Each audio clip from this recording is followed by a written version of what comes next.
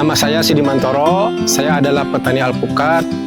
Adapun lokasi saya adalah di Desa Sikanyere, Kecamatan Sukaresmi, Kabupaten Cianjur.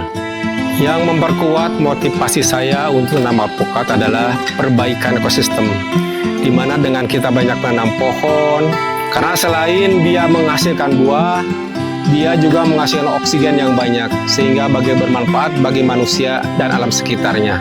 Jenis tanaman alpukat yang saya tanam adalah tanaman alpukat unggulan Indonesia. Salah satunya adalah aligator, kendil, kelut, dan red Vietnam yang berasal dari Vietnam. Budidaya pohon alpukat dengan cara campuran antara organik dan semi organik dengan cara sambung pucuk.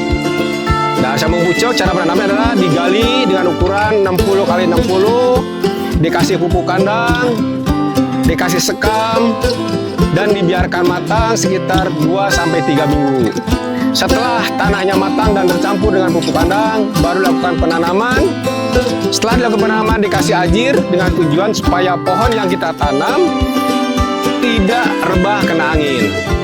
Sedangkan penanganan penyemprotan hama penyakit dilakukan apabila terjadi hama penyakit dengan tujuan mencegah banyaknya residu kimia.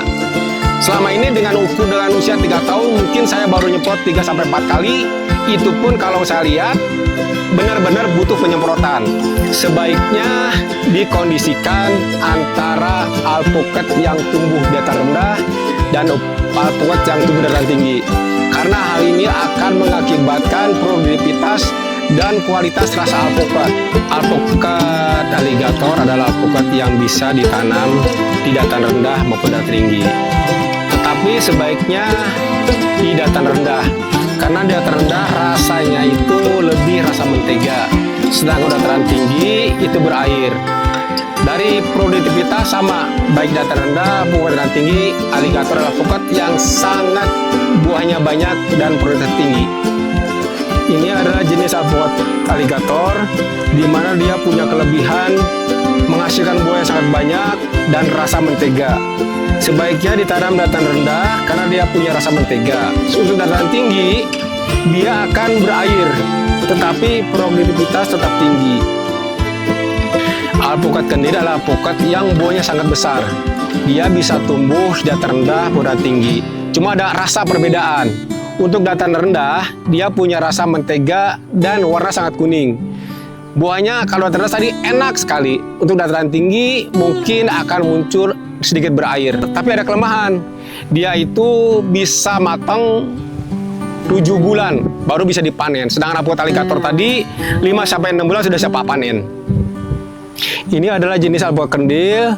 Alpukat kendil sangat cocok ditanam karena buahnya sangat besar dan produktivitas tinggi. Bisa tumbuh dataran rendah dan tinggi, tetapi sebaiknya ditanam dataran rendah. Alpukat kelut adalah alpukat yang buahnya panjang dan lonjong dengan rasa buah rasa mentega. Sebaiknya ditanam di dataran rendah. Selain rasanya menteganya muncul dan tidak berair. Alpukat kelut buahnya sangat besar dan berbentuk lonjong serta panjang.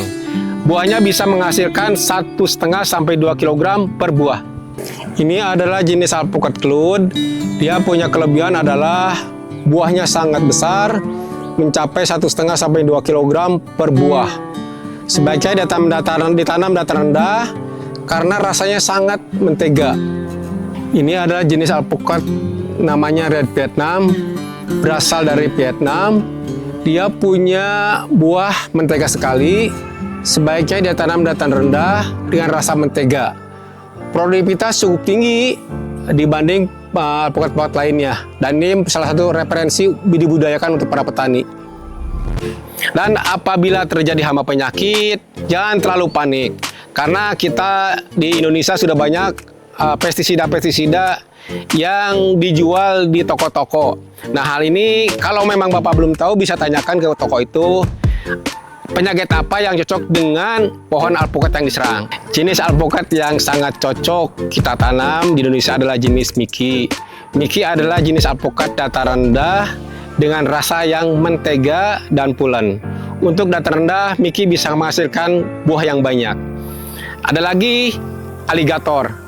Aligator adalah jenis alpukat yang bisa dataran rendah maupun dataran tinggi. Kelebihan alpukat aligator adalah dia produktivitasnya lebih tinggi, tetapi dibanding rasa, Mickey lebih enak. Nah, bapak-bapak, ibu-ibu bisa memilih jenis Mickey atau aligator, tergantung tadi lokasinya, dataran itu dan rendah. Hal yang perlu dilakukan setelah pohon alpukat ini diambil buahnya setelah panen adalah dengan cara pemberian pupuk kandang, pupuk NPK. Ini dilakukan rutin sekitar 2 bulan sekali, dan ini jangan sampai telat, karena alpukat itu membutuhkan pupuk yang banyak. Pohon alpukat bisa dibuahkan pada usia 2 tahun. Pada usia 2 tahun tersebut, buah alpukat bisa menghasilkan 20-30 kilo per pohon.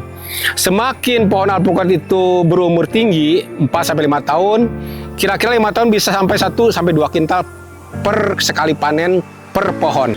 Tantangan yang saya hadapi dalam menghadapi pohon alpukat sudah berbuah, saat ini tidak ada masalah, karena kebetulan penjualannya kemarin buah pertama hampir habis terjual. Bahkan orang-orang masih pingin membeli alpukat ini. Ternyata hasilnya sangat memuaskan dengan rasa dan bentuk buah yang sangat besar. Hal ini mengakibatkan permintaan dari konsumen saya cukup bagus. Dan sampai terakhir orang masih minta ke saya buahnya tidak tercukupi. Jadi kalau lihat dari pengalaman kemarin, insya Allah kedepannya tidak ada masalah untuk marketing maupun penjualan buah alpukat ini. Buah alpukat punya harga pasar yang stabil dibanding dengan buah-buah yang lain. Dimana berapa tahun yang lalu alpukat sampai sekarang harganya cukup lumayan dibanding buah-buah yang lain. Sehingga hal ini bisa menjadi motivasi bagi para petani. Saran saya kepada petani-petani muda yang baru mau untuk berbudidaya alpukat adalah pertama, sering berkunjung ke petani-petani yang sudah lama menanam alpukat. Di sana bisa bicara, menambah ilmu maupun koordinasi dengan para petani tersebut. Kedua, kalau ada grup WA tentang budaya alpukat, ikut. Ketiga, kalau ada acara training budaya alpukat, ikut. Nah, setelah itu kita tahu, baru kita melaksanakan penanaman. Dan hal yang perlu diutamakan adalah tadi penentuan jenis alpukat yang cocok dengan lokasi yang akan Bapak atau Ibu tanam. Rencana saya ke depannya untuk budaya alpukat ini, saya akan coba mengajak para petani untuk bisa budidaya. Dan saya terbuka kepada para petani untuk belajar bersama cara budaya alpukat ini. Ternyata ada jenis-jenis premium yang kedepannya sangat secara finansial sangat menguntungkan. Hal ini sangat memicu buat saya untuk bisa menghasilkan alpukat premium. Dan secara ekonomis harga buahnya di pasar itu sangat bagus. Dengan harga cukup bagus, permintaan konsumen cukup bagus. Nah, ini tantangan kita ke depannya supaya kita lebih bisa bergerak membudayakan alpukat. Jangan menyerah kepada masalah, karena kita punya Allah Subhanahu wa Ta'ala yang akan membantu kita. Dan jangan lupa pegang angan-angan, karena angan tersebut awal dari kesuksesan.